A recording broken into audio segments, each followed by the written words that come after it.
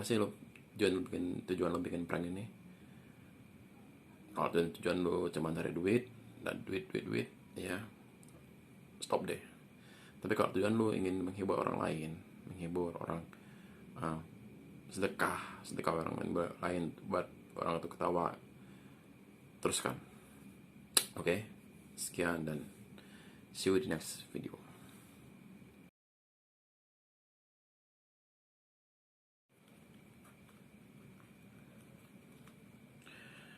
Halo, yo, what's dude? Kali ini gue belum bikin prank ya. Kali ini gue bikin opini. Dan juga gue udah lama gak bikin opini kayak ginian. Ini udah kayaknya tuh sekian kalinya gue bikin opini di video on prank. Kemarin gue sempat baca di artikel juga ada juga di TV ya, kalau ngeprank itu bakalan didenda 10 juta.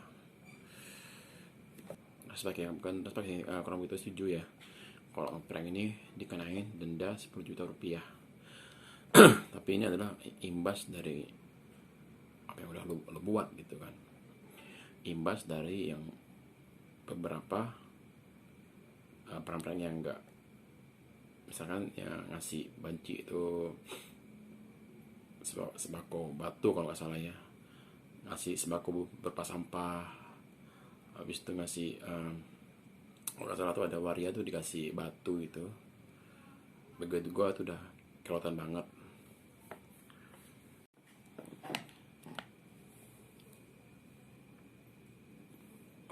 Ya, kita nggak bisa nyalahin pemerintah karena mungkin ini sebagai bentuk antisipasi.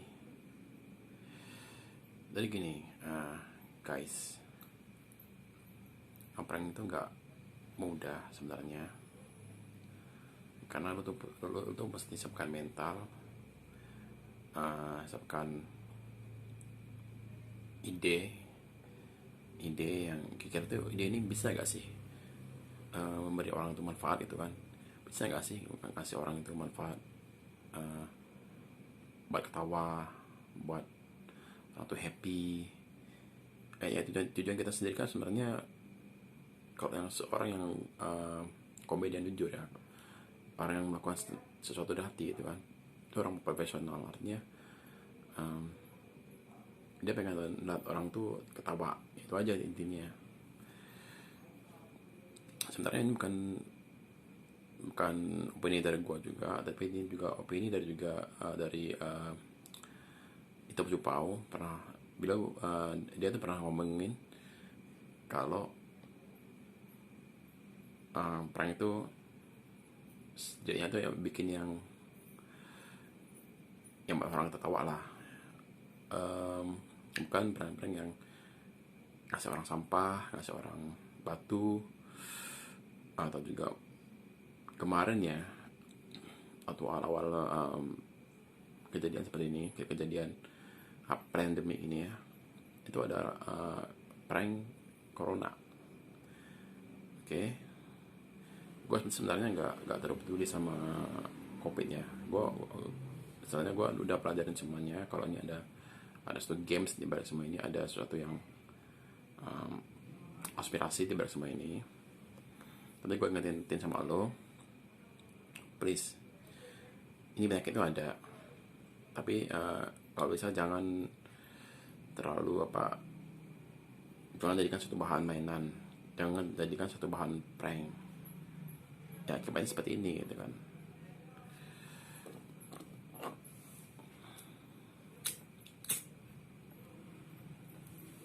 Sebenarnya penyakit COVID ini gampang dicegah ya,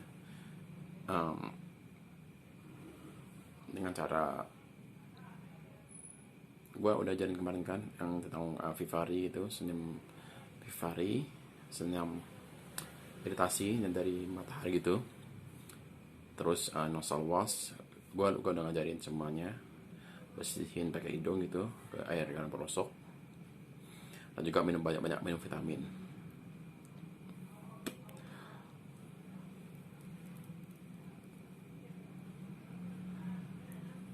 Oke, gua bakalan ngomongin ini panjang ya tentang kopi ini. Yang jelas sih gue percaya, tapi yang gue nggak percaya itu adalah permainan di balik ini semua. Permainan yang apa, kayak kentut makan ini, kentut menyebabkan varian baru gitu. Itu nggak, yang gue nggak percaya. Tapi kalau penyakitnya gue percaya. Nah, oke, kita mau bahas lagi kembali ke prank ya. Sebenarnya komedi itu banyak banget ya. Ada komedi namanya tuh komedi self embarrassing, itu memalukan diri lu sendiri. Itu contohnya tuh ya kayak stand up komedi, atau kayak Jenda Munte, Jenda Makeover gitu. Jenda tuh pernah bikin, sebelum dia bikin apa, marah-marahin ya, atau kan ngegas, dulu dia bikin konten marah-marah, bukan marah sih, konten prank dan tidak. Kalau di Amerika tuh ada namanya Key Park di Amerika.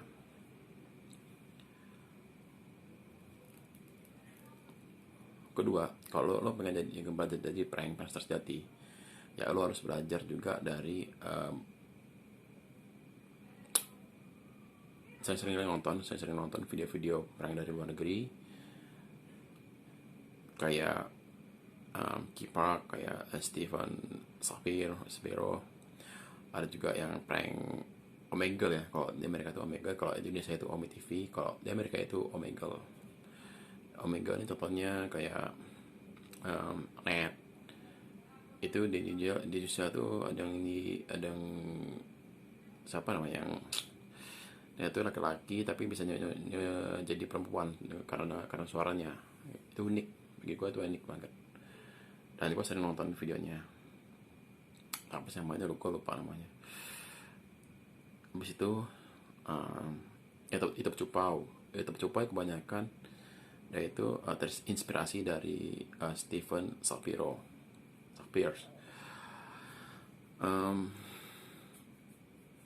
Banyak sih, kalau pengen ngambil inspirasi dari luar negeri itu banyak.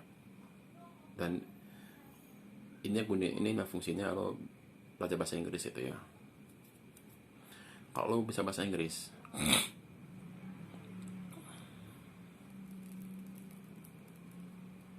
lo gak bakalan tinggal ilmu bro. Lo selalu penasaran, curious, dan lo selalu belajar terus. Apa sih ini ada gak sih di Indonesia yang kayak gini? Ini kalau kita lakukan gini gimana sih akibatnya gitu kan. Dan manner, ingat, Indonesia itu negara yang sopan, negara yang punya adat istiadat timur. Kalau di Amerika, mereka bebas ya. Di Indonesia, lu harus ingat, kita punya manner dan punya adat istiadat luhur, atau sopan santun. Jangan samain Amerika dengan Indonesia, beda. Gua gak pernah sempurna, lu juga gak pernah sempurna. Kita sama-sama belajar, selalu belajar tentang gimana sih ciptain konten yang baik, dan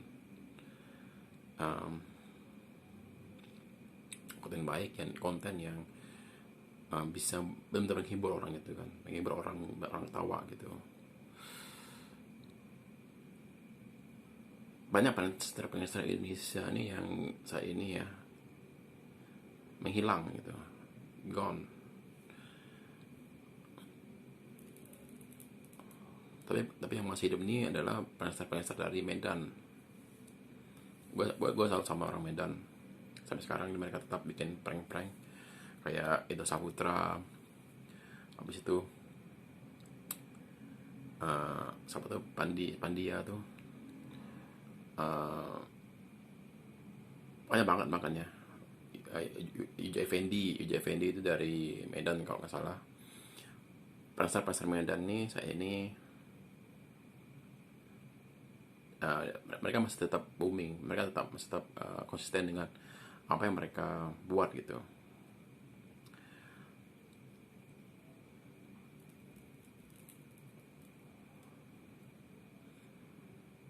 Gue lebih setuju sih, dan semoga ini dengar sama pemerintah ya sebelum disahkan undang-undang ini ya. Uh, Tentukan dulu kualitas prank kita kayak apa, apakah kita bakal kita lihat orang lain, tapi jangan sampai ini kejadian ya, kejadian kalau prank tetap dilarang, karena kasihan juga banyak orang-orang yang hidup dari prank ini, dari YouTube prank ini banyak ya. Mereka banyak, sebagian ada yang punya istri, ada yang punya anak, kayak Mas Dewane, dia udah menikah ya. Dan itu lo harus pikir-pikir benar-benar, jangan sampai prank ini hilang gitu kan, karena orang butuh hiburan. Fokuskan apa sih tujuan lo bikin prank ini. Kalau tujuan lo cuma cari duit dan duit ya, stop deh. Tapi kalau tujuan lo ingin menghibur orang lain, menghibur orang, uh, sedekah orang lain buat orang itu ketawa, teruskan. Oke, sekian dan see you di next video.